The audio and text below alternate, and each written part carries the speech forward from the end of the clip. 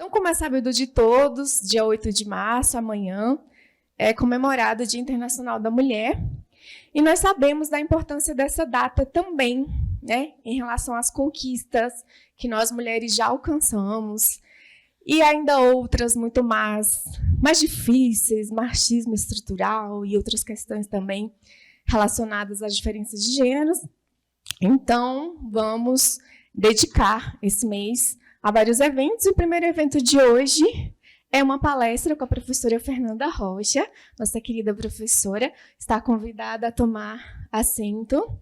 Eu gostaria também, lá no cantinho, de convidar a professora Simone Docher, a nossa psicopedagoga, que está envolvida também na organização dessas atividades, para tratarmos de um tema tão relevante, diferenças salariais entre homens e mulheres. Então, a professora ela vai dar início, e aí ela vai deixar um tempinho também para que vocês possam participar com suas perguntas, seus comentários. Boa palestra a todos e obrigada por terem vindo. Bom dia, pessoal. Estou vendo algumas carinhas conhecidas. Para quem não me conhece, eu sou a professora Fernanda Rocha e é uma honra para mim agradecer o convite. É um tema que me é muito caro, principalmente porque estudando, né, esse tema, eu faço o estudo dessa diferença de gênero no mercado de trabalho há um tempo e quero começar dando um relato pessoal. Em 1962 foi o marco, em que as mulheres puderam, de fato, começar a trabalhar sem autorização do marido. Até 1962, ou seja, não faz 100 anos, há menos de 100 anos, as mulheres precisavam da autorização do marido para trabalhar, necessariamente. E tem um relato na minha família, uma história que hoje a gente conta rindo na mesa e tudo mais, mas eu imagino que tenha trazido muita dor para minha avó, por exemplo. A minha avó ela era taquígrafa do Senado, na época. A minha avó alfabetizou o meu avô. E o meu avô era, sem nenhum demérito, obviamente, carregador de botijão de gás. Ele entregava botijões. Então, o desnível salarial entre os dois era gritante. Minha avó ganhava 6 vezes mais que meu avô, pelo menos. E quando eles casaram, e a minha avó teve filho, minha avó teve a minha mãe em 1962, exatamente no ano em que as mulheres passaram a poder trabalhar sem autorização do marido, a minha avó foi obrigada a parar de trabalhar. O meu avô não aceitava uma mulher que trabalhasse. Então, vocês imaginam que a renda da família diminuiu mais de 5 vezes para que a minha avó pudesse se dedicar ao lar, se dedicar à família. E essa história, para mim, ela é muito marcante porque não é algo distante. 2 gerações. Como as coisas vêm mudando. Apesar de ser um tema triste, digamos assim, eu gosto de falar sobre o desnível salarial entre a mulher e o homem com muito otimismo, porque eu vejo que as coisas elas vêm progressivamente mudando. Óbvio que não estamos nem perto de uma isonomia, nem perto. Até porque as pesquisas mostram que nós só teremos, se continuarmos com esse andar da carruagem, nós só teremos a efetiva igualdade salarial entre homens e mulheres em 131 anos. E não só salarial, porque quando a gente fala só de salário, a gente se esquece muitas vezes da condição do trabalho. No direito do trabalho, nós temos 2 termos muito utilizados, que é o piso pegajoso e o teto de vidro. O que são esses 2 termos? A mulher, ela até se insere no mercado de trabalho atualmente. Ela está trabalhando. Hoje, nós temos ali uma grande massa de trabalhadoras mulheres. Mas quando ela entra no mercado de trabalho, ela é presa, a ideia de piso pegajoso, ela fica restrita a cargos de menor nível salarial.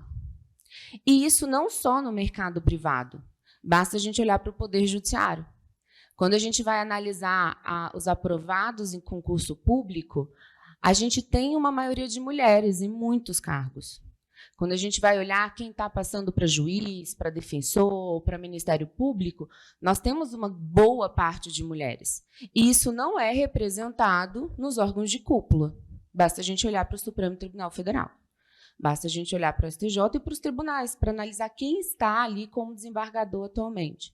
Isso se reflete nos escritórios de advocacia. Hoje, no direito, as mulheres têm maior escolaridade que os homens, na média. Tem mais mulheres mestrandas, mais mulheres doutorandas. Em geral, as mulheres se dedicam mais aos estudos culturalmente no Brasil. Mas quando você vai olhar quem são os sócios majoritários dos escritórios, as pessoas que de fato tomam posição nos escritórios, ainda são homens. E nós temos uma questão cultural em relação a isso. Então, para além do desnível salarial, que ainda é um problema porque nós não temos uma isonomia salarial de fato, nós temos toda uma questão ligada ao mercado de trabalho. E aí eu trouxe para vocês algumas reflexões, só mostrar aqui para vocês, não sei se a gente... Ali. Primeira ideia é que as mulheres sempre trabalharam, elas só não foram remuneradas, elas nem sempre foram remuneradas. Hoje a gente trabalha muito a ideia de economia de cuidado. As mulheres ainda gastam mais horas no mercado, trabalhando em casa após o trabalho. Eu sei que não é o caso dos homens aqui, eu tenho certeza que nessa sala nós só temos homens que ajudam com os deveres de casa, né, com os afazeres domésticos, mas no Brasil real, fora da bolha, digamos assim, os homens eles não trabalham tanto quanto as mulheres. É muito interessante, às vezes você vai fazer algumas entrevistas perguntando para os homens o que você faz quando você chega em casa depois do trabalho. Eu vou falar, vou ver televisão, eu vou assistir um jogo de futebol, eu vou jantar, eu vou tomar banho. E você pergunta para as mulheres, o que você faz quando você chega em casa de um dia de trabalho? Eu vou lavar roupa, eu vou passar, eu vou lavar a louça, eu vou preparar o almoço de amanhã. A jornada de trabalho, a carga de trabalho da mulher, no geral hoje, ela ainda é maior. E ela ainda recebe menos. Então, é muito importante a gente lembrar que quando as mulheres elas vêm reivindicando igualdade, isonomia, não é que elas não estão trabalhando, é porque elas não estão sendo remuneradas, porque trabalhando elas já estão. E muitas vezes trabalhando mais, e trabalhando de uma forma tão produtiva ou mais produtiva do que o homem. Porque vamos pensar no empresário, por exemplo. E aqui, pessoal, eu não estou julgando o empresário. Eu acho que há uma lógica, muitas vezes, por trás das decisões empresariais. Mas o que eu quero trazer como reflexão para vocês é o porquê dessa decisão. Eu sempre brinco que, para alguns cargos em que você tem equilíbrio entre homem e mulher, se uma mulher está empregada naquele cargo, é porque no processo seletivo dela não tinha nenhum homem tão bom quanto ela. Porque quando chega no final do processo seletivo, qualquer empresário, se não for uma atividade feminina culturalmente, se tiver um homem e uma mulher com a mesma formação, e essa mulher tiver em idade reprodutiva, essa mulher tiver filhos pequenos, a empresa vai preferir um homem. Porque culturalmente ele sabe que a carga de proteção da criança, da família, é da mulher. Eu sempre falo o seguinte, numa entrevista de emprego, eu como mulher, eu já ouvi perguntas do tipo, e é crime, tá, pessoal? Não pode perguntar se você está grávida, Lei 9.029, não pode perguntar se você pretende ter filho. Planejamento familiar é algo íntimo da mulher. Eu defendo, inclusive, que nesse caso há um direito legítimo à mentira. Se no processo seletivo te perguntarem se você está grávida, se pretende ter filho, você não é obrigada a falar a verdade. Porque isso não é de interesse do empregador, salvo se você estivesse se candidatando por uma vaga que tem ligação à segurança e saúde do trabalho. Olha, vai lidar com atividade radioativa, algo assim. Porque quando a mulher, numa entrevista de emprego, ela fala, sou casada e tenho 2 filhos, o que o empregador escuta? Essa mulher tem muito trabalho fora daqui. Ela tem outras responsabilidades. Ela tem uma casa, 2 crianças e um marido para cuidar. Quando um homem chega num processo seletivo e fala, eu tenho uma esposa e 2 filhos, o que o empregador entende? Ótimo. Ele tem uma secretária para cuidar das adjacências que aparecerem na vida dele e ele tem alguém para cuidar dos filhos dele. E mais importante, ele precisa desse emprego porque ele tem alguém para alimentar. Então, ele vai se dedicar. Ele não vai para a farra. Ele é uma pessoa que precisa trabalhar. É muito diferente. Eu acho que toda mulher sabe do que eu estou falando aqui. Quando a gente escuta, eu não tenho filhos, mas eu já escutei esse tipo de pergunta. E quando a gente vai pensar na economia de cuidado, o cuidado familiar, com as pessoas idosas principalmente, é um cuidado que ainda cabe à mulher, no geral. Meu pai teve um AVC há um tempo atrás, eu e meu irmão nós ficamos meses em hospital, meses. E o meu irmão, ele teve uma criação muito feminista, digamos assim, então nós dividíamos muito essas tarefas do hospital. E a gente percebia que o hospital ele é um ambiente exclusivamente feminino. Porque quando a gente estava lá na UTI, as pessoas que estavam acompanhando os doentes, as pessoas acamadas, todas mulheres. Os homens iam visitar, mas quem ficava lá dormindo, quem estava lá todo dia, eram as mulheres. Porque, culturalmente, esse cuidado familiar, ele é, muitas vezes, delegado à mulher. E a mulher, ela entrou no mercado de trabalho, principalmente ali no pós-Segunda Guerra, por uma necessidade da sociedade. Um ponto que eu quero que a gente sempre tenha em mente, quando a gente for discutir, debater direito da mulher, é que a ideia da mulher entrar no mercado de trabalho e a maternidade, ela é uma obrigação da sociedade. A sociedade tem interesse que a mulher reproduza. Só que o ônus da reprodução, muitas vezes, ele cai exclusivamente na mulher. E quando a gente vai falar, né, dessa ideia de desnível salarial, as pesquisas mostram, aqui são dados do IBGE, né, que a mulher ela ainda tem uma média muito superior ao homem de horas, uma média de 21 horas semanais destinadas a afazeres domésticos, enquanto os homens eles destinam 11 horas. E é muito importante que a gente olhe para esse trabalho de cuidado como um trabalho não remunerado. A gente não pode perder de vista que se aquela mulher não estiver fazendo aquele trabalho, você vai precisar pagar para alguém fazer. Ou a outra pessoa vai precisar fazer.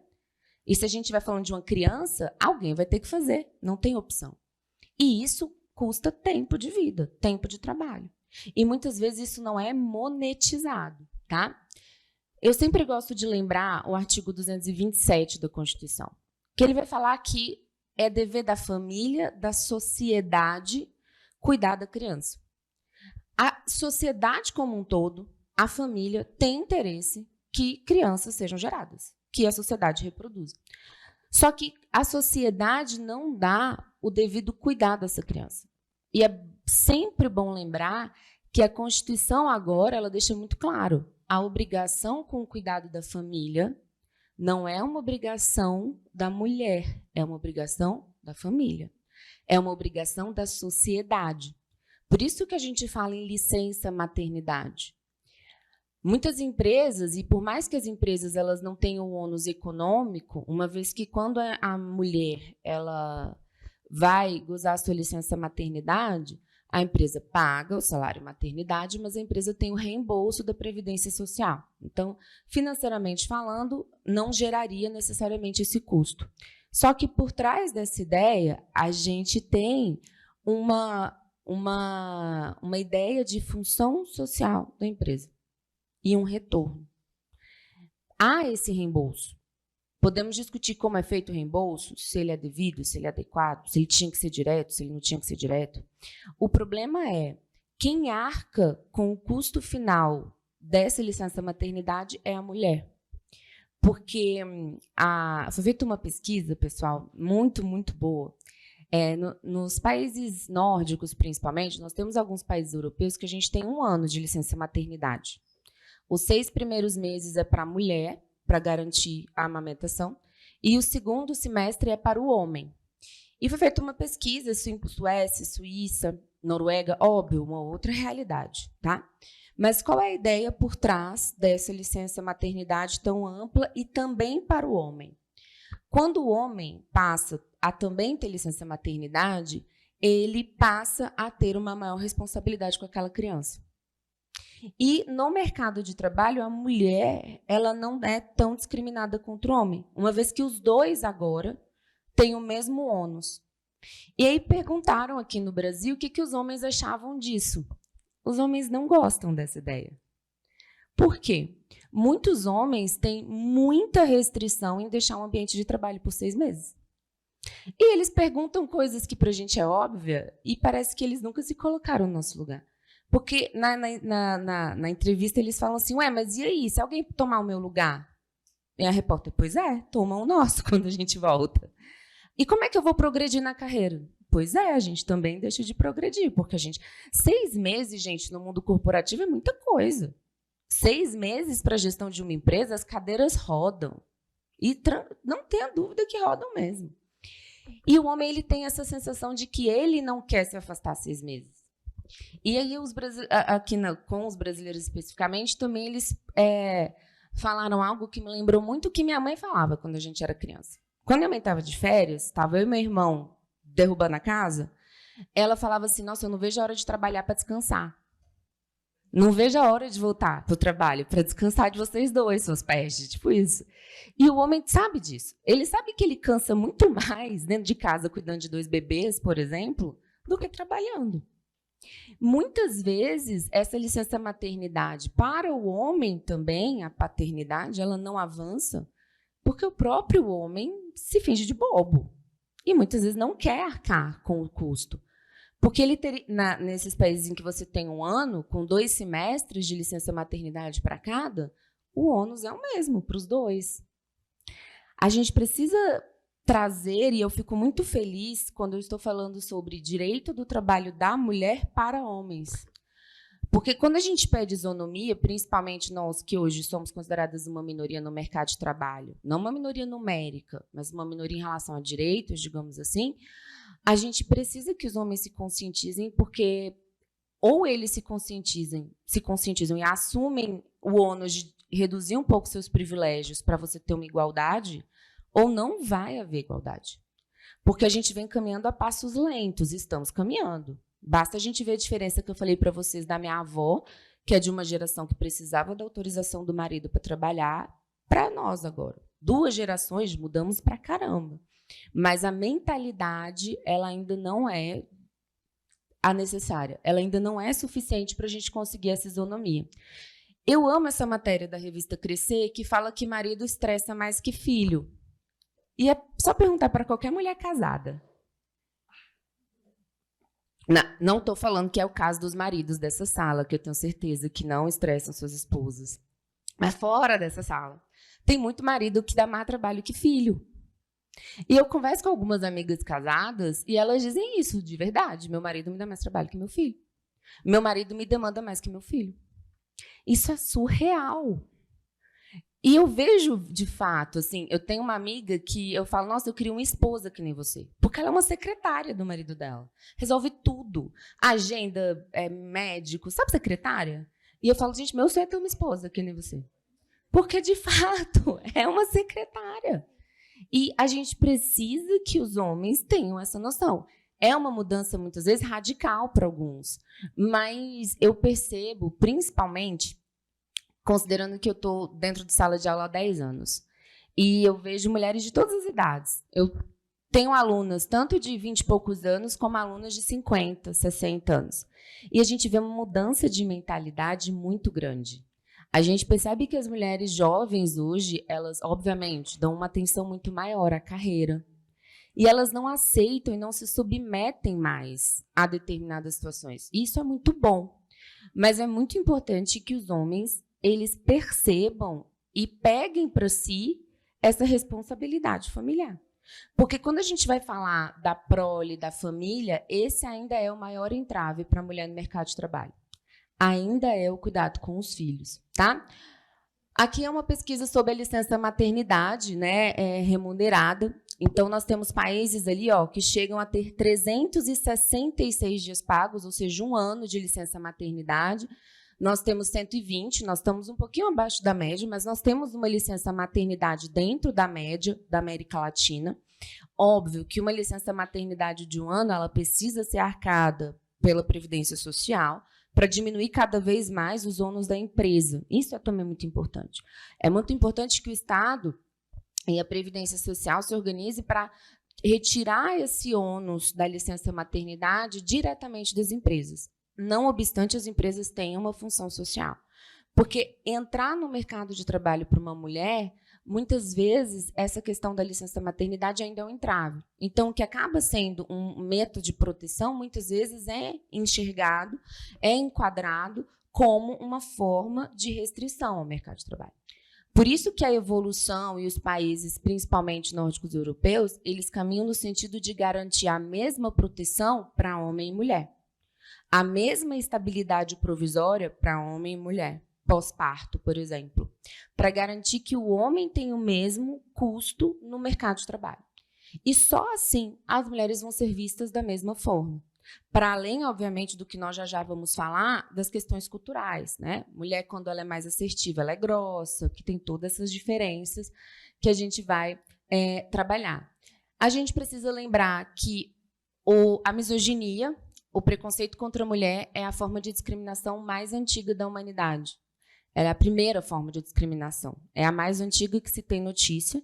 E é, como a maior parte das discriminações, a utilização de uma característica biológica, que há uma diferença biológica, mas a utilização dessa diferença biológica para uma discriminação social, que muitas vezes não se sustenta na prática. Porque só o fato de gestar não justifica o desnível salarial que nós temos. Porque a sociedade ela tem que perceber que quando uma mulher está gestando, ela está prestando um serviço para a sociedade. A sociedade inteira tem interesse de que haja reprodução. A gente não reproduz para nós mesmas, a gente reproduz para a sociedade, para a família. Aquele homem, pai daquela criança, também é responsável. E a gente ainda tem uma outra realidade. O Brasil tem muitas crianças sem pai na certidão de nascimento. Nós temos muitas mães solo que são as únicas responsáveis pela manutenção daquele lá. Isso é uma outra realidade, né? Por isso que nós falamos que os feminismos são plurais, porque nós temos muitas realidades distintas quando nós vamos falar das mulheres. Aqui eu trouxe para vocês um decreto-lei de 1940, na lei, tá, pessoal? Autorização para a mulher receber 10% a menos do salário mínimo. É uma autorização legal e dizia o seguinte: para os trabalhadores adultos do sexo feminino, o salário mínimo, respeitada a igualdade com o que vigorar no local, para o trabalhador adulto do sexo masculino, poderá ser reduzido em 10%. Qual a ideia? A mulher pode receber 10% a menos. Qual a justificativa disso? Por que isso está na lei de 1940? A minha avó trabalhava nessa época. Por que isso está na lei? Não faz o menor sentido. Ou seja, uma discriminação autorizada pela lei. E muitas vezes isso não faz sentido hoje, mas no Legislativo e no Congresso, naquela época, isso fazia sentido, porque não tinham mulheres. Não tinha uma mulher, provavelmente, ou um grupo forte de mulheres para levantar e falar: tá maluco? Que piraram? Não faz sentido. Essa é a importância da representatividade. Essa é a importância de ter mulheres no Congresso, ter mulheres em espaços de poder. Essa é a importância de ter mulher juíza, desembargadora, promotora, defensora. Porque tem eu sempre brinco, né, que a gente às vezes vê as empresas tomando algumas decisões e eu sempre fico me perguntando, eu queria estar na reunião de gestão da gestão que decidiu, né? Às vezes eu estava falando do caso do Burger King, que teve a brilhante ideia de processar o Madeiro, porque o Madeiro usa o slogan melhor hambúrguer do mundo, que é algo totalmente permitido. É um puff, é uma técnica de marketing. Aí eu fico pensando, como é que aquelas pessoas se reuniram e tiveram essa brilhante ideia, né? Vamos processar e tudo mais. Perderam, obviamente, processo caro, vai até o STJ e tudo mais. E aí a gente tem que lembrar que lugares que não têm representatividade, elas vão sair essas decisões doidas. Eu tenho uma amiga que ela é advogada, doutora, e ela advoga exclusivamente, e aí eu só vou pedir para vocês me vigiarem no horário, viu, gente? Que eu sou uma matraca, se deixar. E ela trabalha exclusivamente com diversidade de gênero e diversidade dentro das empresas. Eu vou mostrar aqui para vocês. Hoje as empresas elas têm obrigação, podem inclusive ser multadas, se não garantirem diversidade dentro das empresas. Então, em grandes empresas, ela faz esse trabalho, ela é uma consultora de diversidade. E aí ela estava numa empresa lá da Faria Lima, em São Paulo, e ela foi chamada porque contrataram mulheres negras, pessoas transexuais, e tinham homens negros também, que eles contrataram por meio de um processo seletivo para garantir a diversidade dentro da empresa, o que é muito salutar. É uma política afirmativa que vem sendo ratificada pelo Judiciário. A gente teve o caso da Magazine Luiza, que fez um programa de trainee para pessoas negras, nada contra a lei, perfeito. E ela foi chamada porque os gestores, que eram homens brancos, héteros, que tinham um padrão de vida já há muito tempo privilegiado, digamos assim, estavam querendo, olha a ideia, gente, eles chamaram ela para ajudá-los a implementar um programa porque não estava dando certo a integração. Eles estavam sentindo que ainda havia segregação dentro da empresa. As pessoas que tinham sido contratadas por esse projeto, elas ficavam num grupinho e a outra galera no outro grupinho e não tinha imersão. Porque inclusão é diferente de imersão. Qual é o objetivo? É que haja imersão, é que as pessoas convivam, a gente aprende com a diversidade. E eles estavam falando para ela, não, porque eles não têm a mesma cultura que a gente viaja para Aspen, aí quando a gente volta das férias, um foi para Aspen, o outro foi para Argentina, o outro foi para Europa, o outro foi para não sei onde. Quando a gente chega no cafezinho, a gente não tem papo. A gente quer fazer um curso para eles sobre cultura. Olha a ideia. Aí ela falou, por isso que não está dando certo. Porque não são eles que têm que aprender sobre Aspen. É vocês que têm que também conversar sobre a realidade deles. As realidades são distintas. A ideia da imersão não é que essas pessoas que estão sendo incluídas, a ideia não é que as mulheres sejam igual aos homens. A ideia é que haja de fato uma imersão e que as conversas sejam trocadas. É que a pessoa tenha noção do que é chegar no trabalho de ônibus. É completamente diferente do que é chegar no trabalho de carro. Quando se fala, e ela faz muito essa ideia de isonomia salarial e inclusão da própria mulher, e ela fala que tem uma resistência gigante de explicar para os gestores que a inclusão da mulher no mercado de trabalho passa também por não agendar reunião 7h da noite. Porque a mulher tem que pegar filho na creche. Agendar um horário mais cedo e adequar o horário, muitas vezes, da criança, que a gente tem que chegar em casa, tem que tomar banho, tem que comer. E por mais que a gente não queira que seja assim, ainda é a mulher que muitas vezes vai na creche, pega a criança, dá banho, dá comida. Essa realidade de cuidado ainda é. Então, incluir essa mulher também é aceitar essa realidade. Também é enquadrar horários. E a gente percebe uma resistência, muitas vezes. E esse livro, Mulher, Roupa e Trabalho, é, inclusive, um livro da Maíra Cota e da Thais Farage. Não é um livro sobre moda, tá, gente? Nada contra, inclusive, só para... Não estou indicando futilidades, digamos assim. Mas eu sempre indico esse livro porque esse livro mostra como a mulher ela se sente uma intrusa no mercado de trabalho. E elas fazem isso por meio da roupa.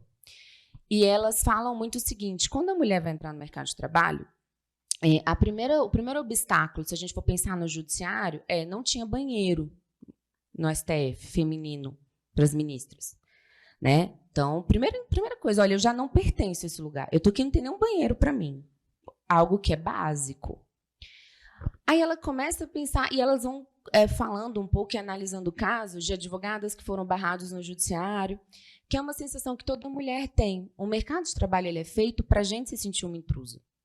Para a gente agradecer por estar ali, muitas vezes. Porque a roupa do homem ela é muito tranquila ali. Terno, gravata, camisa. Ele tem uma roupa de trabalho. Qual é a roupa de trabalho da mulher? E ela vai falando, a saia, se ela é abaixo demais do joelho, você é uma senhora velha sem graça. Se ela é um pouco acima, você já está querendo. E ela vai mostrando como a falta até de uma roupa feminina do trabalho, um padrão de vestimenta. É um mecanismo cultural para mostrar você não pertence a esse lugar. Você está entrando agora, você vai ter que conquistar o seu espaço. E muitas vezes, pessoal, eu comecei a dar aula com 25 anos. Eu acho que eu tinha 3 anos de formada, algo assim. Então, eu parecia bem mais nova. E eu lembro como se fosse hoje, eu chegava na sala de aula e eu via os alunos assim com o celular. Tudo que eu falava, eles confirmavam, sabe? Sabe a pessoa que está olhando? Tudo que você está checando? Então, aquela sensação de você está sendo o tempo inteiro provada. Depois, eu fui assessora legislativa no Congresso Nacional, com 26 anos. Então, muitas vezes, eu era lobista. Então, muitas vezes, para convencer um deputado, para você mostrar que você não estava ali porque você é mulher ou por conta da sua aparência, você tinha que mostrar um conteúdo que o meu colega que fazia a mesma atividade que eu não precisava. Porque ele já chegava com aquela cara, eu estou no meu lugar. Eu chegava de uma forma, eu não estou no meu lugar, eu estou aqui tentando provar que esse é o meu lugar. Pode parecer besteira, mas eu acho que toda mulher sabe do que eu estou falando. Toda mulher sabe dessa sensaçãozinha de eu não devia estar aqui. E esse livro ele fala muito sobre isso, né? Como se veste essa desigualdade de gênero. Como questões culturais, elas muitas vezes são utilizadas para dar essa sensação. E é muito importante que nós, mulheres, não tenhamos essa sensação. É muito importante que a gente não se agarre a essa sensação. Eu gosto muito dessa fala. Mulheres foram para a vida pública, mas os homens não foram para a vida privada. A sociologia, ela faz uma distinção muito clara entre vida privada e vida pública na história. E ela vai falando que na história, do próprio Brasil, se a gente for analisar, os heróis, a vida pública, a vida política, a vida legislativa, a vida jurídica, ela sempre foi traçada por homens, historicamente. Quando a gente vai olhar para os livros de história, onde é que estão as mulheres? Na vida privada. Na casa, cuidando dos filhos, escondidas, muitas vezes sem poder participar dos debates públicos, cuidando do que é mais precioso, e de fato é, e ela deveria ser reconhecida por isso. A sociologia vai mostrando como a mulher foi negada a convivência da vida pública. Agora que nós estamos entrando na vida pública, e é agora que nós estamos mostrando que aquilo não foi feito para nós. Vocês viram o caso da vereadora que tomou posse, acho que no município de São Paulo, e ela engravidou. E não tinha no município nenhuma previsão legislativa para licença maternidade para a vereadora. E se ela se afastasse por mais de 30 dias, ela podia perder o mandato. Ela teve que criar um berçário no gabinete. Como é que você... Não tem condição da mãe, com um bebê de 2 meses, ficar longe dele. Ela teve que criar um berçário. Óbvio, precisou uma mulher passar por isso para propor um projeto para que as próximas tenham licença maternidade. Porque o que se fala muito, na sociologia? Que as mulheres elas estão entrando na vida pública. A gente está entrando, a gente está invadindo esse espaço. Mas o efeito contrário não está. Os homens não estão indo para a vida privada. Porque a gente está indo para a vida pública, a gente está trabalhando fora. Os homens estão cuidando dos filhos. É muito mais lento esse processo. Então, a gente mantém a responsabilidade da família, a gente mantém a responsabilidade dos filhos, e eu falo no geral, tá, pessoal? Penso na minha mãe, nas minhas amigas que têm filhos. Eu ainda vejo, óbvio, tem homens maravilhosos, pais que dividem igualmente, mas não é a regra. Não é a regra, tá? Então, essa ideia de que a gente sempre parte de trás, ela é uma ideia muito real. Essa é, como eu falo para vocês, nos processos seletivos, quando tem muito homem, a gente já fica um pezinho atrás, porque isso é um fato. E o empregador, ele não vai falar para você que não está te contratando porque você é mulher, só se ele for burro, né? Ele não tiver uma assessoria jurídica adequada. E aí, infelizmente, a gente ainda tem esse desnível salarial, né? A gente tem ainda um desnível salarial de 20%, esses são dados do PNAD, o último dado que eu tive acesso é de 2021, as mulheres ainda recebem 20% a menos que os homens. E muitas vezes em cargos idênticos, tá, pessoal? Aqui a gente tem um desnível salarial também, ele também se reflete na hora trabalhada. E aqui considerando mesma escolaridade, idade, cor, religião. E aquela ideia de que mulheres estudam mais tempo, mas não chegam a 40% dos cargos de liderança. Não tem nenhuma explicação, a não ser cultural, para o fato de hoje as mulheres terem mais escolaridade que os homens na média e estarem 40% apenas nos cargos de liderança. Se houvesse, de fato, uma isonomia, nós deveríamos ter pelo menos metade. Eu faço parte de um grupo de pesquisa da UNB e a gente, ali quem gosta da fofoca, digamos, eu e os meus amigos que gostam da fofoca, a gente começou a pesquisar a vida das ministras.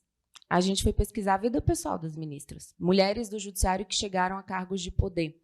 E a gente foi pesquisar quais delas eram casadas e tinham filhos, menos da metade. Como se a nossa geração anterior tivesse passando a mensagem que, na geração das nossas mães, talvez, se a mulher quisesse chegar a algum cargo de fato, de poder e liderança, ela teria que abrir mão da vida privada.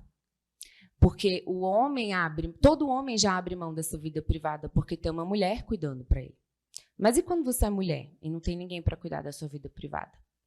E muitas vezes ela só vai começar a ganhar dinheiro de fato para poder pagar uma babá, poder montar uma estrutura, quando ela já está numa idade que muitas vezes ela não tem mais nem a ideia de ser mãe, ou já não é mais algo que ela sonhe, por exemplo. Há uma diferença muito grande nessa questão de homens casados que chegam em postos de liderança e mulheres casadas que chegam em postos de liderança. Mostrando, de fato, que a família, muitas vezes, ela é um entrave. E eu conheço amigas que abdicaram da carreira e conscientemente pelos filhos, e não há nenhum problema nisso. Só que até essa mulher que abdica da carreira em prol da família, ela precisa ser reconhecida por isso. Precisa ser garantido a ela uma forma remuneratória de previdência, digamos assim, porque ela está fazendo um trabalho que pode não ser remunerado, mas ele tem custo financeiro. A gente não pode esquecer que o trabalho de casa, o trabalho de cuidado, ele é monetizado. Você consegue quantificar esse trabalho. E a essas mulheres, muitas vezes, não é garantida nem previdência social. A minha avó, ela, óbvio, ela, como o meu avô já faleceu, ela recebe uma pensão por morte. Mas pode ser que, se ela não fosse casada, né, e tivesse que cuidar dos filhos, ou se o meu avô não tivesse contribuído, ela não teria nenhuma garantia. Zero. Nenhuma garantia de que ela teria uma aposentadoria. Como muitas mulheres hoje estão nessa situação. Muitas mulheres que se dedicaram a vida toda para cuidar da família não conseguem se aposentar, não conseguem uma pensão e dependem dos filhos. E as que o filho já morreu, por exemplo, como é que faz? Muitas vezes trabalhou a vida inteira. E, gente, trabalho de casa é trabalho. Essa é a ideia que a gente precisa lembrar o tempo inteiro.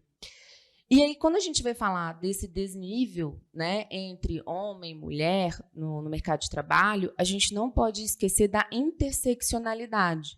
Mulheres negras ainda ganham menos que mulheres brancas. Tem um processo muito famoso de 1976, que foi um processo em que trabalhadoras negras processaram a GM, a montadora. E elas processaram 5 trabalhadoras negras que fizeram parte do processo seletivo para ser contratada por essa montadora, processaram sob a alegação de que elas estavam sendo discriminadas como mulheres negras. E na defesa da empresa, a empresa falou, olha, não, a gente não discrimina mulheres negras, porque a gente tem homens negros e a gente tem mulheres. Só que foi aí que começa a defesa de uma interseccionalidade. Não basta ter só um homem negro na empresa e uma mulher branca. Eu preciso também ter a mulher negra. Porque a junção dessas duas contingências, ou a junção desses 2 fatos de discriminação, tornam ela ainda mais discriminada. E essa ideia de interseccionalidade, ela vem ganhando muito peso. E aí eu queria destacar 2 casos brasileiros, né? Quando a gente vai falar de isonomia entre homem e mulher, o Brasil ele já foi condenado internacionalmente, né? A primeira condenação do Brasil pela Corte Interamericana de Direitos Humanos em um caso voltado para discriminação contra a mulher foi o caso da Márcia Barbosa, que era uma mulher jovem, parda, pobre, que teve um caso com um deputado. E eu sempre gosto de falar o nome do deputado, porque eu acho que a gente tem que é a Aricélio, tá? Vai ter um pouquinho para frente. A Aricélio. Ela teve um caso com esse deputado. Ela foi morta. O deputado foi condenado pelo Tribunal do Júri. E o Brasil foi condenado por demorar muito nas investigações, por conta da necessidade ali de autorização da Assembleia, ele não conseguia ser julgado, então o Brasil demorou décadas. O Brasil só foi, de fato, julgar o caso depois que ele foi condenado pela Corte Interamericana de Direitos Humanos. E no processo se citou muitas vezes o fato dela ter uma vida sexual promíscua, digamos assim. Como se isso fosse relevante para saber se ela devia ou não morrer, ou como se isso fosse relevante para saber se esse deputado poderia ou não matá-lo. E mesmo ele tendo sido condenado pelo Tribunal do Júri, ele pôde responder o processo em liberdade. Ele morreu de infarto antes de fato ser preso ou cumprir a pena, e ele foi velado na Assembleia Legislativa com honras de Estado, mesmo com uma condenação pelo Tribunal do Júri. Eu fico pensando muito o que a família dessa mulher sente quando vê isso. O que a mãe dessa menina, que foi morta por um deputado, sente quando ela vê que o assassino da filha dela, ela foi encontrada na rua, o corpo dela jogado, parece que ela foi morta num motel e depois o corpo foi encontrado jogado. O que sente quando vê o assassino da sua filha sendo velado com honra de Estado, dentro da Assembleia Legislativa, e já condenado pelo Tribunal do Júri? Como se a vida da mulher, ou o que a mulher faz com seu corpo, determinasse se ela pode ou não morrer. A gente tem foi o deputado aqui, Aércio Pereira de Lima, tá, pessoal? Que ele já estava casado no 5º mandato, quando ele matou, e essa é a Márcia Barbosa, e o Brasil, de fato, foi condenado pela Corte Interamericana dos Direitos Humanos. A gente sempre tem que citar também o caso da Maria da Penha, que originou a Lei Maria da Penha. Nós tivemos um relatório da Comissão Interamericana de Direitos Humanos, que também entendeu que o Brasil foi omisso na proteção a essa mulher, e foi recomendada a criação de diversas medidas, dentre elas a Lei Maria da Penha. Ok? E aí, alguns avanços. Hoje nós falamos numa espécie de constitucionalista feminista. É uma teoria que vem aparecendo, que vem surgindo muito, inclusive em alguns julgados do STF, no sentido de garantir uma proteção, formar um microsistema de proteção à família.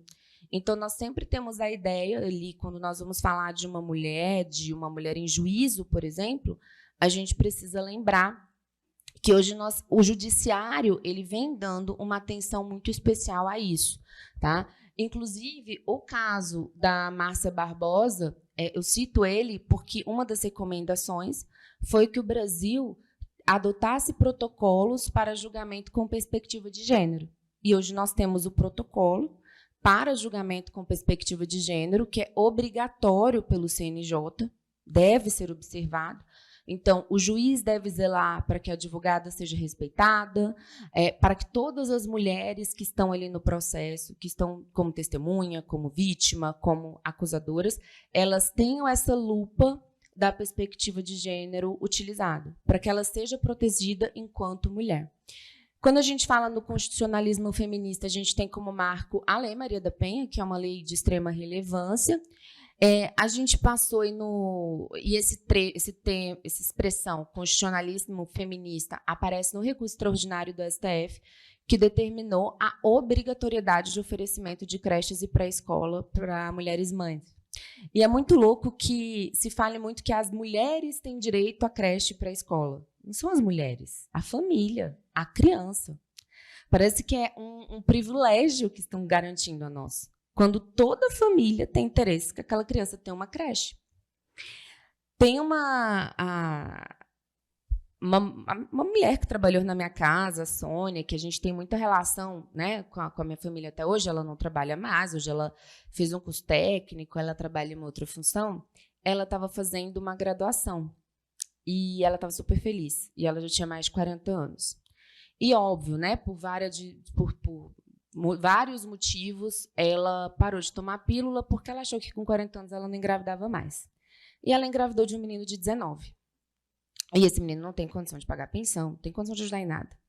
E ela teve que largar a graduação para cuidar da criança, sendo que o cara não trabalha. E eu fico pensando, isso é tão automático culturalmente? Ninguém pensa, não dá para obrigar esse cara a ficar com a criança à noite para ela terminar o curso dela? Ele não trabalha, ele não estuda. Mas para ela é automático. E ela teve que todos os empregos dela, a partir do nascimento do filho dela, são condicionados a tem creche perto ou não tem. É perto da creche que tem vaga ou não tem. Quando ela encontra creche.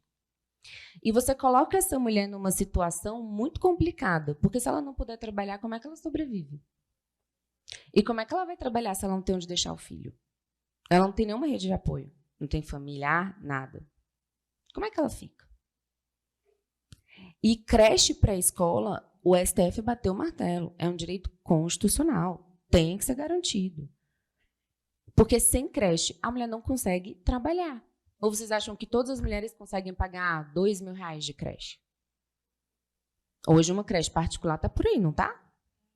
2.000 por aí. 3.000. Olha isso. Gente, R$3.000, mas não dá para ter filho mais, não. É quase metade de um curso de medicina. Como é que faz? É muito dinheiro. E outra, mulher ainda tem que ir de ônibus, deixar a criança na creche, voltar para o trabalho. É muito trabalho.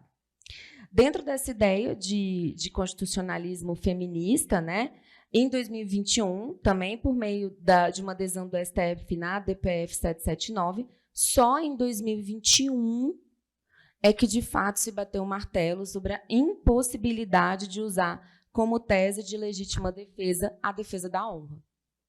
Matei para defender minha honra. É muito bizarro. Eu me sinto ofendida de estar discutindo isso em 2021, de estar falando disso em 2021. Como se você pudesse matar uma pessoa porque a mulher te traiu. Não faz o menor sentido.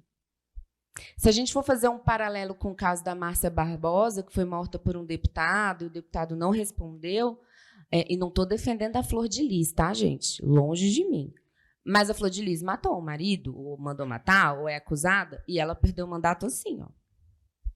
Será que se fosse um homem, hoje, talvez sim, mas será que seria tão rápido?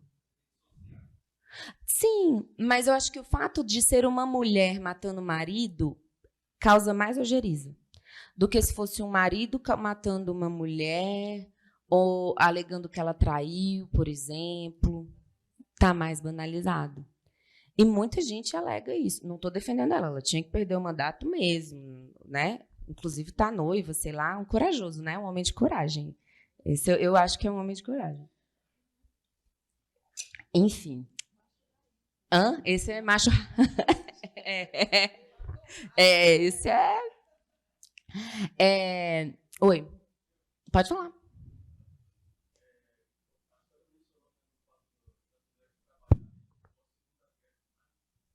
Principalmente.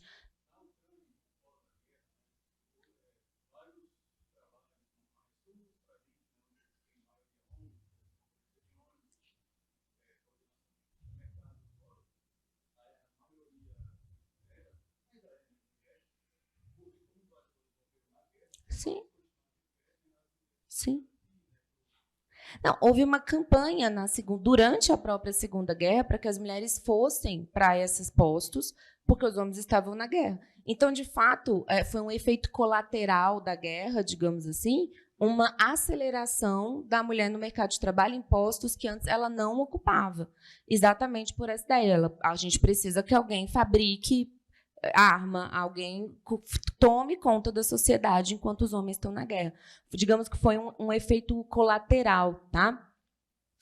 E aí, com a emenda constitucional 20 de 99, pessoal, essa emenda ela traz a ideia de que a licença maternidade ela teria que ser paga de fato como um benefício previdenciário. Só para ilustrar, com a Constituição de 88, a licença maternidade ela veio prevista no ADCT, os atos de disposições constitucionais transitórias, mas não se dizia quem deveria pagar. Só falou assim, a mulher tem direito à licença maternidade. E aí, depois da Constituição de 88, qual foi a discussão? Tá, estou grávida, quero a minha licença maternidade. Quem paga? A empresa tem que arcar, ela não vai ter nenhuma compensação. E aí, com a emenda 20, ou seja, depois de muita discussão, muito processo, se ratificou legalmente de que aí era um benefício previdenciário e que deveria ter uma contraprestação previdenciária e tirar, digamos assim, esse ônus da empresa. Aconteceu um efeito muito próximo com o que a gente tem na Lei da Maria da Penha. A Lei Maria da Penha ela vai dizer que a mulher em situação de violência doméstica ela pode se afastar até 6 meses sem perder o emprego. Só que a Lei Maria da Penha não fala. E o que acontece com o salário? A empresa paga? É benefício previdenciário? Isso se discutiu muito tempo, né, com processos judiciais, processos contra as empresas, processos contra a Previdência, para que isso fosse pago como auxílio-doença, até que o STJ também bateu o martelo, e hoje as mulheres que são afastadas, né, e precisam ser afastadas, porque muitas vezes, se ela for para o trabalho, ela vai morrer, ela está sendo ameaçada, esse período, ele é hoje um benefício previdenciário, tá, por decisão judicial. É óbvio que o ideal fosse que a própria legislação regulasse essa matéria. Pode falar. Bom dia.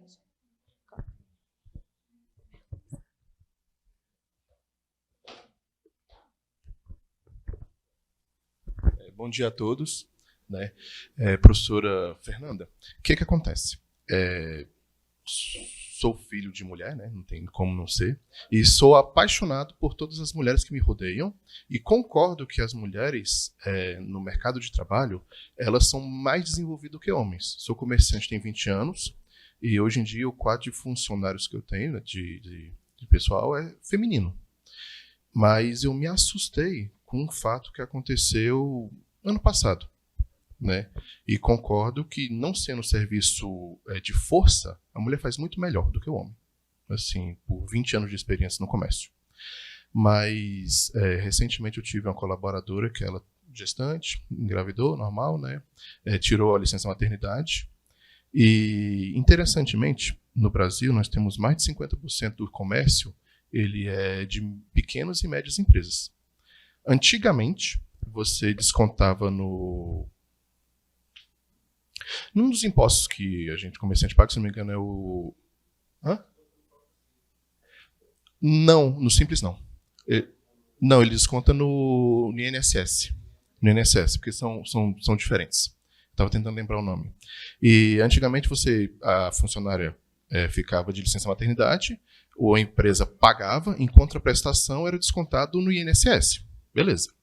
Mas o que acontece? Falando verdadeiramente, né, empresa ela só vive de lucro. Assim, o foco dela é lucro, não é outra coisa. E o que aconteceu de uns 2, 3 anos para cá? Não é à toa que meu contador atual me passou isso, eu me assustei, fui procurar na lei, não tive nenhum embasamento, e fui me informar e aprofundei e descobri. Tem mais ou menos de 2 a 3 anos que as empresas modificou no fato do seguinte, e olha o que vai acontecer futuramente. Isso não é culpa do empresário, não é culpa do comerciante, porque assim, eu como comerciante há 2 décadas acho um pouco injusto ouvir isso. Mas olha o que o governo fez. O governo, empresa que você tem 4, 5 funcionários, o seu INSS não é tão alto, porque o INSS é uma taxa em cima do salário, né? O que acontece? Você só desconta esse valor durante os 4 meses de licença maternidade da gestante. Após isso, se ela decidir não voltar, que foi o caso que aconteceu com essa minha colaboradora, que até hoje eu choro por ter perdido ela, ela não voltou, e a diferença do que eu paguei para ela de mais de 5 mil, o governo tem 60 meses para me devolver. E não tem onde recorrer, não tem o que fazer. Aí o que eu até comentei com o meu contador?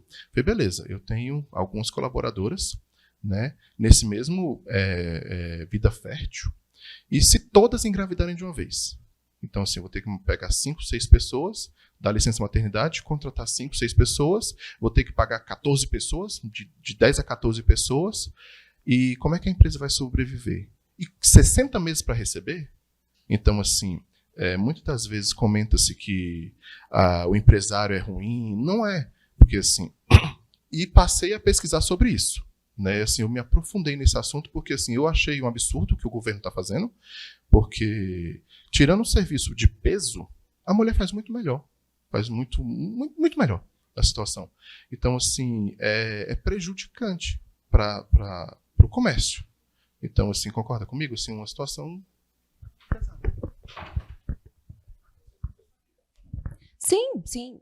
O reembolso ele acontece em algumas formas de contribuição, dependendo de como a empresa contribui, a forma da empresa, de fato, se a trabalhadora não retorna, não, sim, mas eu falo da modalidade de lucro. Lucro bruto, se é MEI, se é uma microempresa, PP, depende muito da forma de tributação. E, de fato, se a mulher não retorna, o fisco ele teria esse prazo para te reembolsar em relação a esse valor. Esse valor ele vai ser reembolsado no final. Sim, 5 anos. Eu concordo com você no seguinte sentido. Esse peso ele não deve ser só da empresa e eu não acho que a empresa é ruim. Foi o que eu falei para vocês. Eu entendo muitas vezes a decisão do empresário. A questão é que a sociedade precisa discutir sobre isso e muitas vezes nós podemos debater formas melhores desse reembolso para o empregador. O que não dá é para a mulher ficar sem licença maternidade. É impossível. E aí você me falou um outro ponto que eu escuto muito, e isso me incomoda um pouco como mulher. Eu escuto muito, se não for com força, a mulher é muito melhor. Por que a gente é muito melhor? Porque a gente tem que ser. E isso cansa. Eu não quero ser muito melhor. Eu não quero precisar ser muito melhor para estar trabalhando. Muitas vezes a mulher, ela tá ali sendo muito melhor porque ela sabe que se ela não der o sangue ali, se ela não ser... Sim, necessidade de se manter no mercado de trabalho. Não.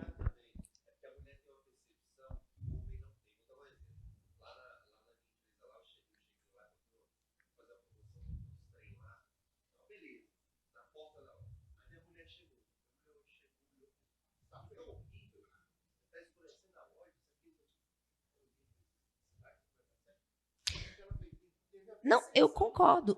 Mas aí, sabe qual é a importância disso? Diversidade. A diversidade é que traz isso. É por isso que a gente tem que ter mulher negra, homem negra, pessoa com deficiência inserida no mercado de trabalho. Por que hoje nós temos cota de contratação para pessoas com deficiência, que está previsto lá na Lei 8.213?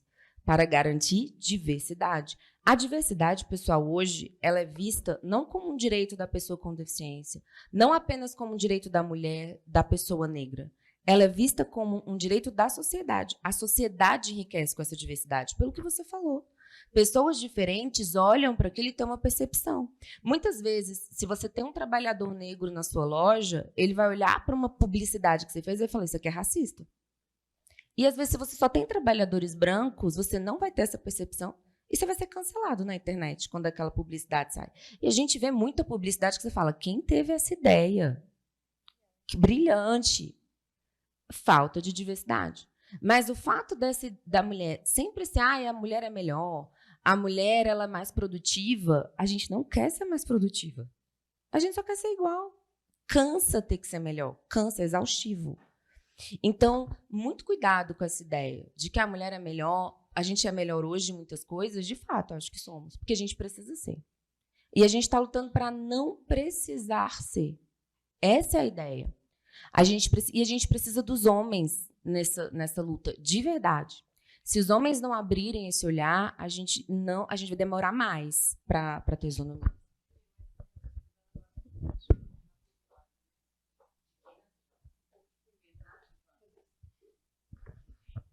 Jogando um pouco de pimenta na feijoada, onde você acha que entra o próprio papel da mulher com relação às outras mulheres? Porque, beleza, a gente tem esse discurso que é totalmente favorável, os homens começarem a olhar de outra perspectiva, e as próprias mulheres, elas já olham assim para outra.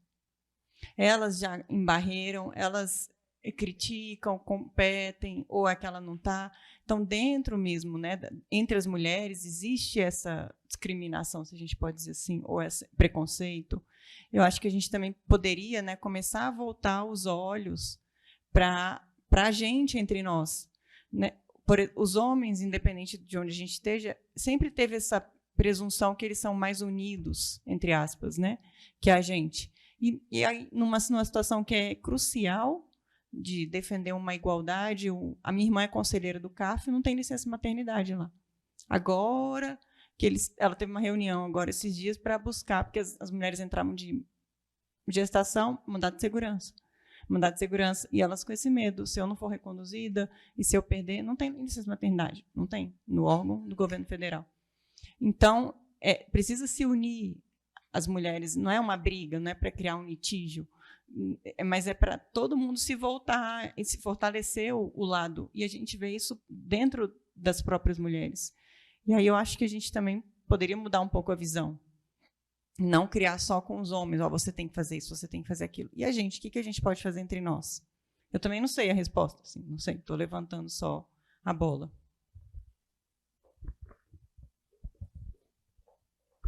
É muito bom o ponto que você tocou, porque hoje, quando nós vamos analisar os assédios morais, a maioria de assediadores é esmagadora homem mesmo, tanto de assédio moral como assédio sexual. Mas vem despontando um estudo, principalmente no direito do trabalho, que a gente chama de síndrome de abelha rainha, que é quando uma mulher chega ao topo, ela não deixa outras mulheres subirem. E isso acontece demais. A gente vê isso acontecendo. E aí vai para a psicologia, a gente foge do direito, né? Então, é estudo meio psicanalítico por trás disso. Por que uma mulher, quando chega ao topo, ela não quer que outras subam? Muitas vezes, porque ela tem essa síndrome da impostora, de que ela também não deveria estar ali, porque ela é mulher. A gente também não sabe muito bem o que essa mulher está sentindo. E eu acho que é algo que, culturalmente, nós, mulheres, precisamos quebrar. Essa rivalidade feminina. Eu sempre falo, olha, a instituição que mais funciona hoje no Brasil é a fidelidade masculina. Não falha. Eu acho que quando pare ali, já baixa o software da fidelidade masculina. Porque você pode perguntar para qualquer homem que vê um outro homem traindo. Ele não conta. Você pode ligar para o amigo do seu marido, do seu namorado, e falar, meu marido tá aí. Ele vai falar, tá. Pode não tá, mas ele fala, tá aqui. Protegendo e defendendo. Essa ideia da fidelidade masculina é algo que eu morro de inveja. Morro de inveja, gente. Homem, mantenham isso mesmo, porque é muito bonito. Eu tenho inveja, eu queria ter com as mulheres. As mulheres não têm. As mulheres não têm. Pelo contrário. A mulher é a primeira, muitas vezes, a... Qualquer coisa, você me avisa, eu tenho, tá? A mulher é a primeira, muitas vezes, a apontar o dedo. E, às vezes, a mulher é a primeira a assediar, moralmente. Principalmente em situações de poder. E, muitas vezes, por uma fragilidade, por um medo. Eu não estou defendendo a assediadora, não. Insegurança. Mas aquela ideia, eu não posso deixar mais mulher subir aqui, senão eu perco o meu posto.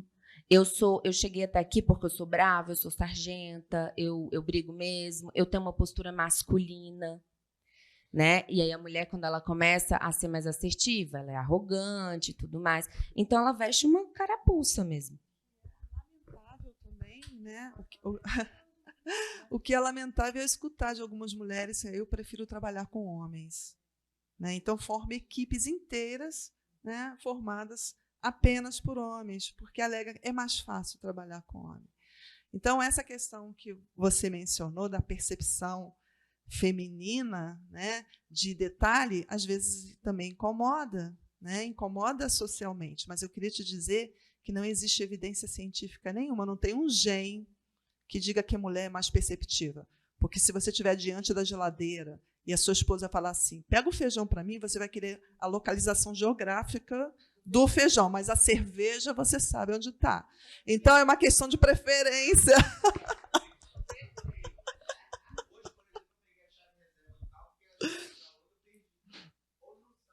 Não, você está dizendo de uma desorganização, isso é uma competência humana, não é masculina nem feminina.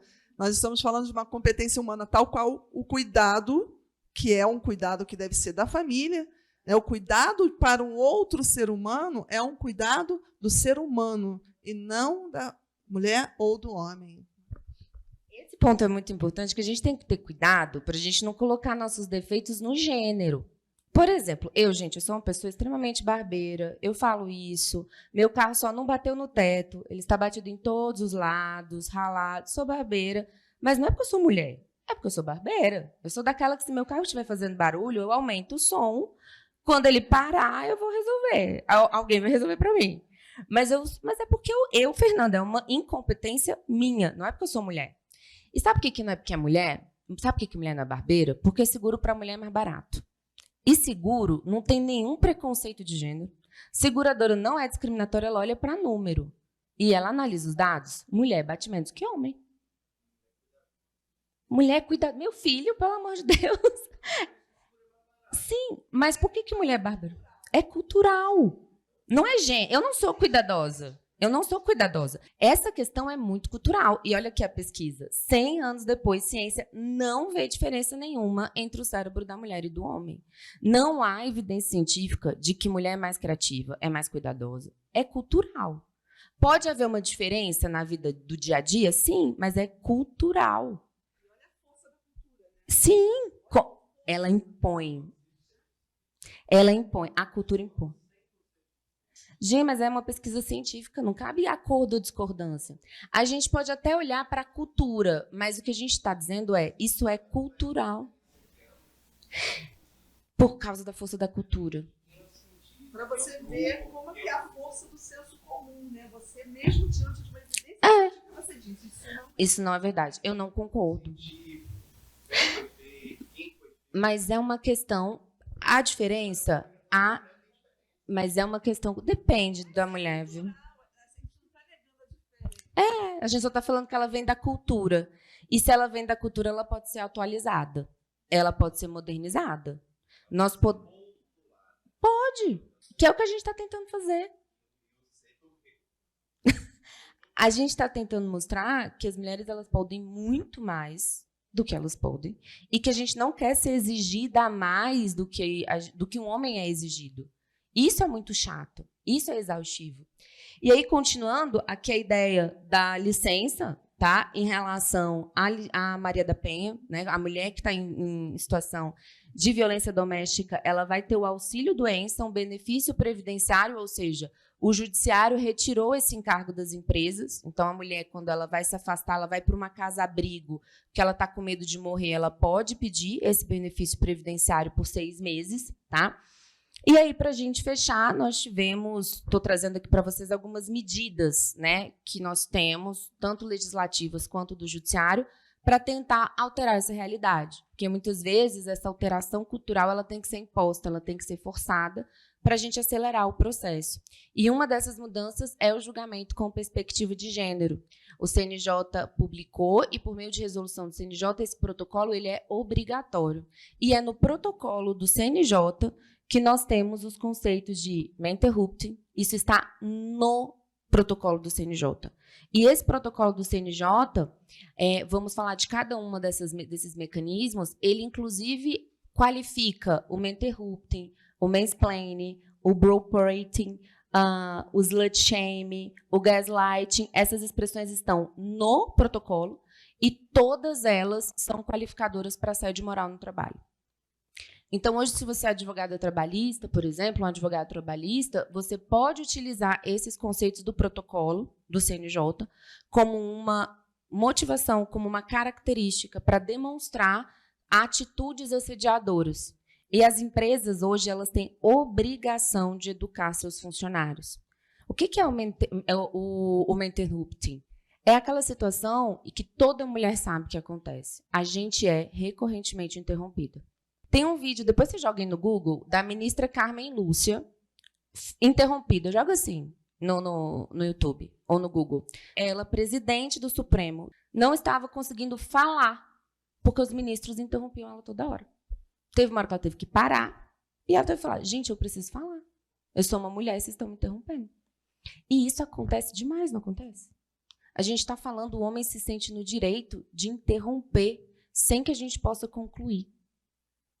Porque eles não estão confortáveis, e aí a psicologia, a psicanálise, acho que vai tratar muito melhor disso, causam desconforto. Eles cresceram vendo os pais lidando com as suas mães de uma forma diferente, muitas vezes tendo uma relação com a mãe, que quando uma outra mulher chega no mercado de trabalho, e eu falo isso porque minha mãe ela chefiava muitos homens, e de diversos níveis. E a minha mãe, ela era sargenta no mercado de trabalho. E a minha mãe não é sargenta na vida. Até um pouquinho, mas não é tanto. Mas por quê? Porque ela precisava. Ela, não deixa, ela fala rápido, minha mãe. Acho que é por isso que eu falo rápido também. E ela fala que às vezes ela fala rápido, porque se ela der um respiro, interrompem ela. Por que muita mulher fala, você grita muito? Por que mulher fala alto? A minha fonoaudióloga, ela fala muito isso. Mulher costuma falar muito alto, porque se ela fala baixo, ninguém escuta ela. Porque desde criança, às vezes ela com o irmão, se ela não gritar, ela não é ouvida. É cultural. E aí, esses são pequenos detalhes, pequenas diferenças. Vocês já ouviram aquela coisa, a mulher que fala alto demais é feio? Homem que fala alto demais também é feio. Por que ninguém fala que homem que fala alto demais é feio? Eu só escuto falar que mulher que fala alto demais é feio. Por quê? Eu não estou... Estereótipo? Sim. Sobre isso. A professora Fernanda falou sobre várias questões e essa é uma que me toca, né? Então, assim, sempre o meu tom de voz foi baixo, naturalmente. Nas minhas aulas eu sempre uso o microfone. Mas tem uma coisa comigo que até o meu esposo falou assim, ela só tem carinha de anjo, mas ela é muito brava. Não é que eu seja muito brava, gente. É porque eu sou firme e eu não aceito determinadas situações desrespeitosas. Então, assim, como ela falou, pelo fato de a gente apresentar ter menos idade, eu tenho 46, comecei na advocacia com 32, e aí eu estava atendendo um cliente e ele me chamou de princesa. E eu pensei comigo, quem é essa pessoa que eu nunca vi na vida? Com que direito que ele me trata com tanta intimidade? Isso não é o tratamento que eu recebo na minha casa, do meu marido, do meu namorado, do meu filho, de pessoas íntimas. E aí eu falei com ele firme, nesse tom de voz, sem ser desrespeitosa com ele, sem ser agressiva, e que muitos poderiam considerar grossa. Eu falei, senhor, me trate por senhora ou doutora. Qual que é a resposta que eu queria dele? Desculpa, doutora, não vai se repetir. Sabe qual foi a resposta que ele me deu? Você tem doutorado? Aí eu falei, senhor, culturalmente os advogados são tratados por doutores.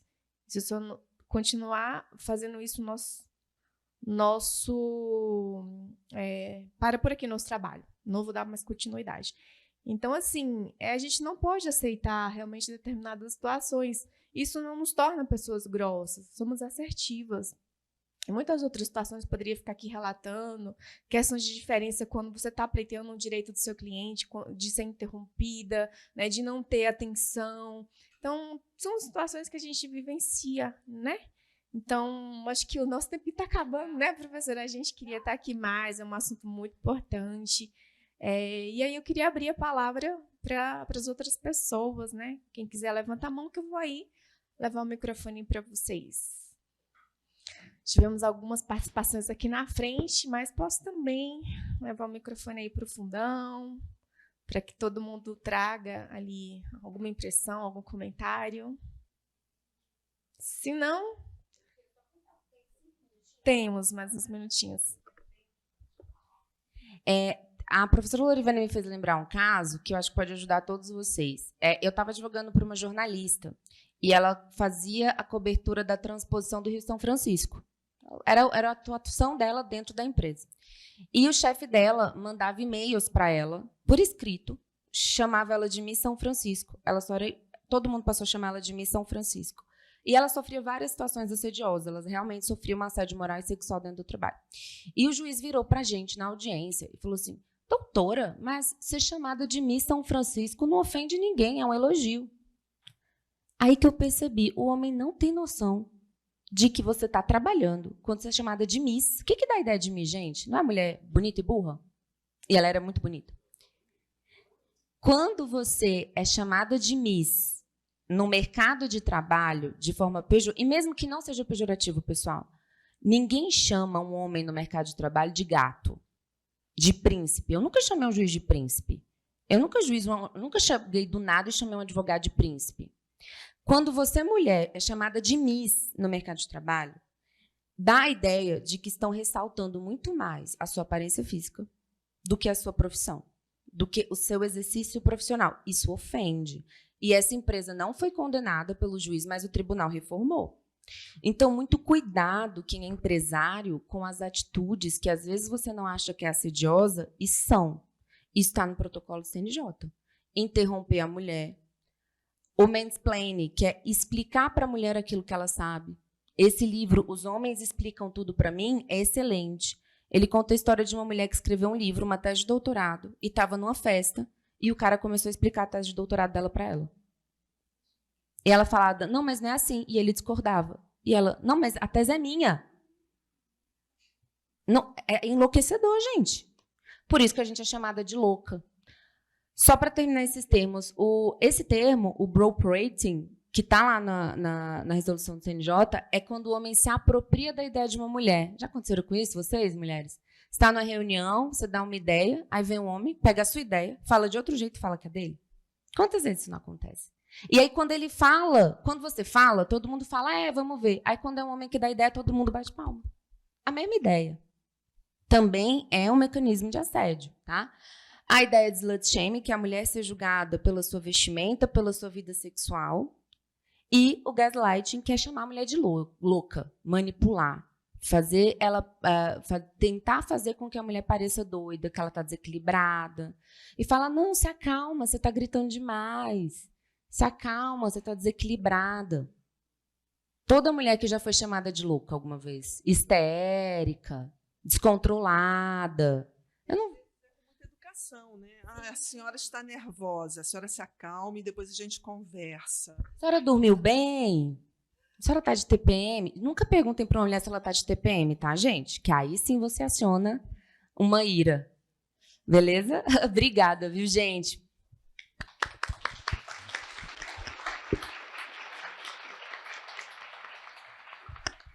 Muito obrigada a todos, professora Fernanda especialmente.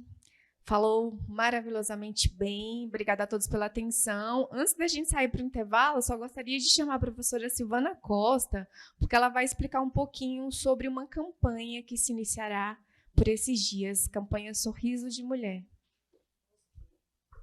Bom dia para vocês. Obrigada, professora Lorivânia, professora Simone, professora Fernanda. Né? Eu chamo ela de Fernandinha, né? Então, é muito interessante o tema de hoje, né? Para nós, todas as mulheres. Eu vou pedir ao pessoal que coloque aí para a gente a arte, né? Da campanha do Sorriso da Mulher, que é uma campanha institucional, e que a gente já tem há um ano, né, professora Lorivânia? Um ano que tem essa campanha, 1 ano e meio está entrando agora, da campanha Sorriso de Mulher. E o que é? A gente lança justamente nesse período, né, mês de março.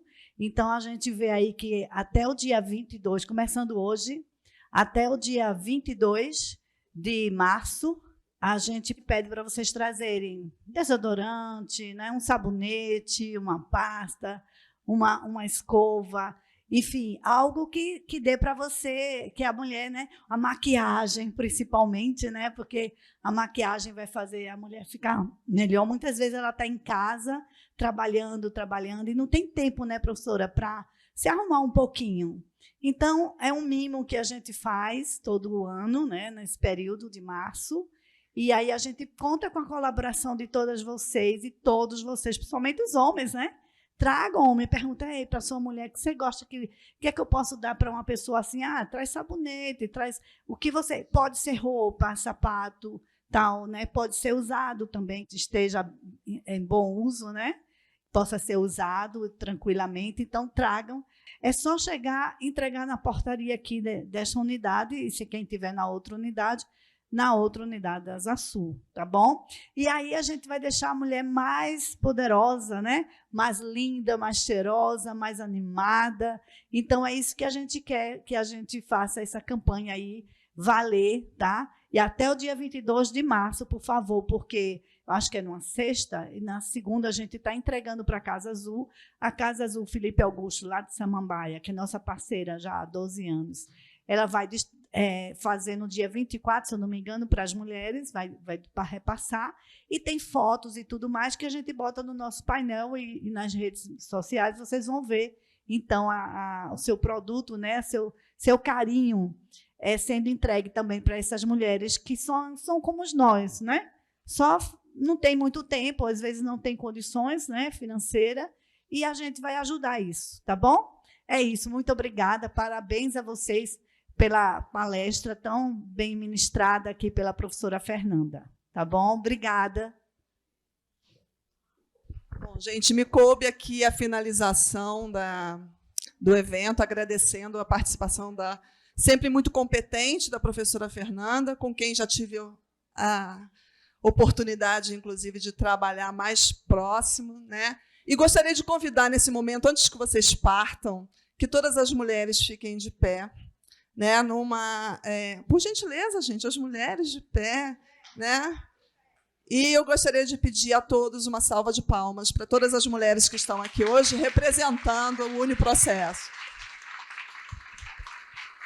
Que não só amanhã, mas todos os dias sejam dias de glória e de luta, né? Porque hoje é uma celebração, mas a gente não pode esquecer por que nós estamos aqui. Muito obrigada, gente, e boa aula.